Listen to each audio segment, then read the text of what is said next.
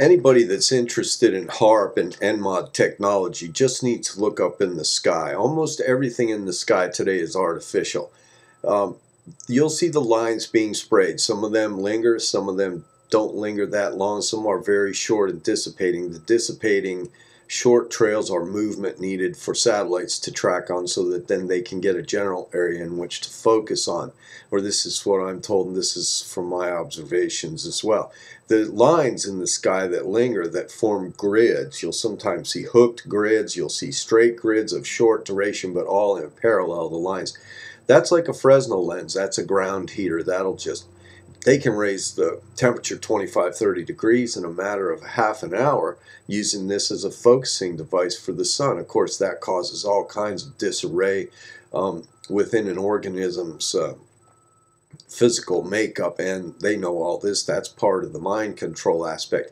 Another thing that they do with the spraying is they'll create what's called a plasma.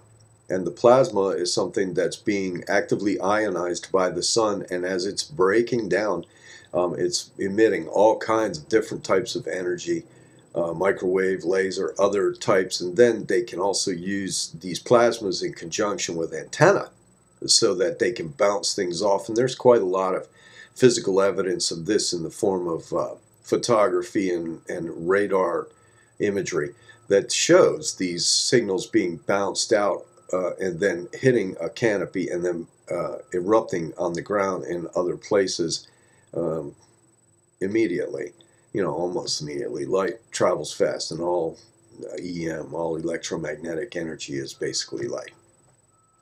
These plasmas are definitely mind control. They are not only emitting different forms of light, but then the antenna, like I said, could conceivably pulse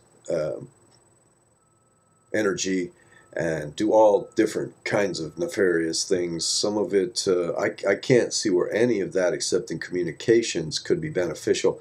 Part of the patent says that it can also be used to communicate and disrupt an opponent's communication. So basically, your opponent is your government, and they're testing all this stuff on you, and they're denying that it's even going on.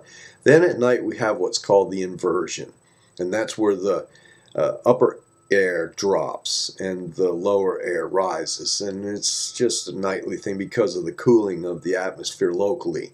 But when this happens, all the particulates that they spray, and they are many different types of particulates in many different forms to achieve many different effects, these all hit the ground. And guess who's breathing that? Guess who's eating that? And guess who's drinking that?